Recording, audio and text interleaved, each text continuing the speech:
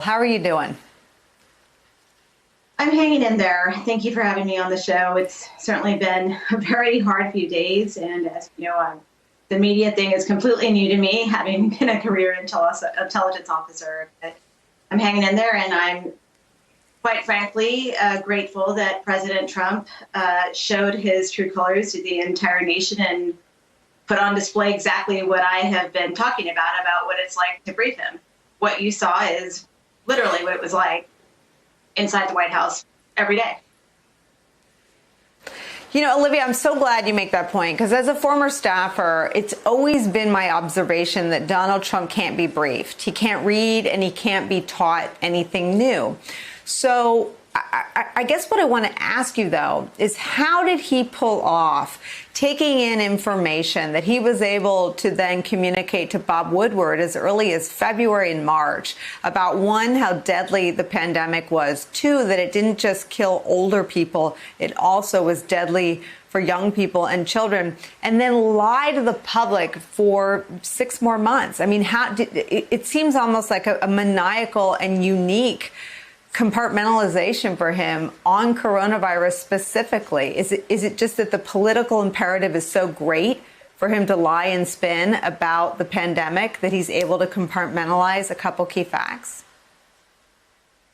Look, I don't think the president he's no idiot.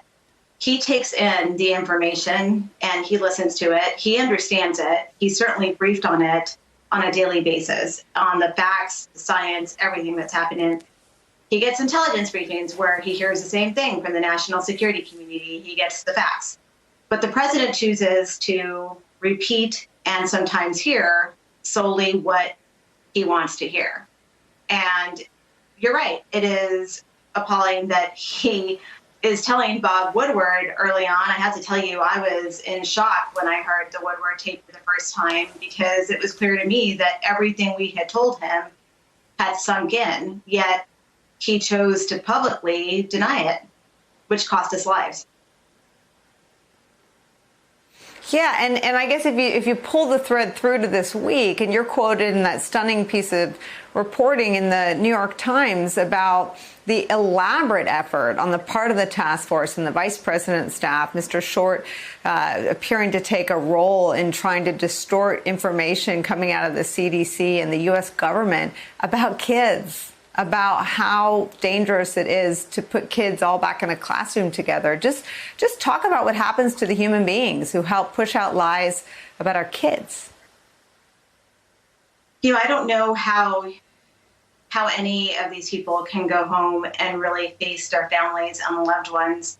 I also don't know how a lot of the senior political staff claim to be evangelical and Christians when I think that their actions are anything but. I mean, how do you purposely politicize things and weigh politics over the regard for human life and the safety of Americans, especially children? They're our future generation. And it's not even just specifically just the children who would be exposed to the virus or be put at risk.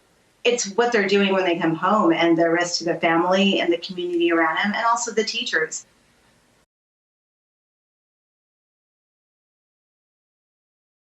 Hey there, I'm Chris Hayes from MSNBC. Thanks for watching MSNBC on YouTube. If you want to keep up to date with the videos we're putting out, you can click subscribe just below me, or click over on this list to see lots of other great videos.